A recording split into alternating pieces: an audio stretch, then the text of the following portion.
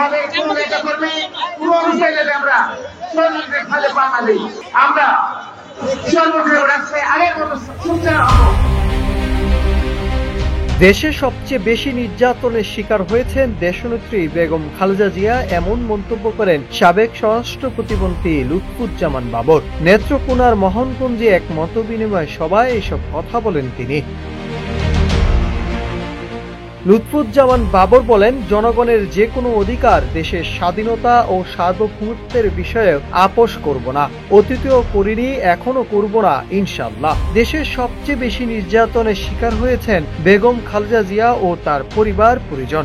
আওয়ামী জালিম সরকারের নির্যাতনে তার এক ছেলে মৃত্যুবরণ করেছেন। বড় ছেলে তারেক রহমান, দলের ভারপ্রাপ্ত চেয়ারম্যান, এখন পর্যন্ত লন্ডনে প্রবাসী জীবনযাপন করছেন। নিজের উপর হওয়া নির্যাতনের বর্ণনা দিতে গিয়ে বাবর বলেন, আওয়ামী ফ্যাসিস্ট সরকার মিথ্যা মামলায় মৃত্যুদণ্ড সহ সব রকমের সাজা দিয়েছিল। আপনারা আমার জন্য নামাজ পড়ে দোয়া করেছেন, রোজা রেখেছেন। আপনাদের দোয়া ও ভালোবাসায় আল্লাহর রহমতে আজ মুক্ত হয়ে আসতে পেরেছি। আপনাদের প্রতি অশেষ কৃতজ্ঞতা ও ভালোবাসা। দীর্ঘ প্রায় 18 বছর আন্দোলনের মাঝে টিকে আছি। সেই আন্দোলনের রূপকার দেশনেত্রী বেগম খালেদা জিয়া।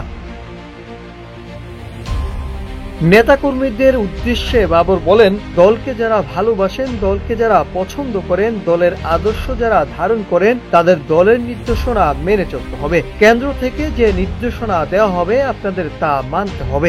সামনে জাতীয় সংসদ নির্বাচন, অনেক কঠিন পথ আমাদের অতিক্রম করতে হবে। সেজন্য আমাদের ঐক্যবদ্ধ থাকতে হবে। নিজেদের মধ্যে সব বিভেদ ভুলে সংগঠিত থাকতে হবে, ঐক্য ধরে রাখতে হবে।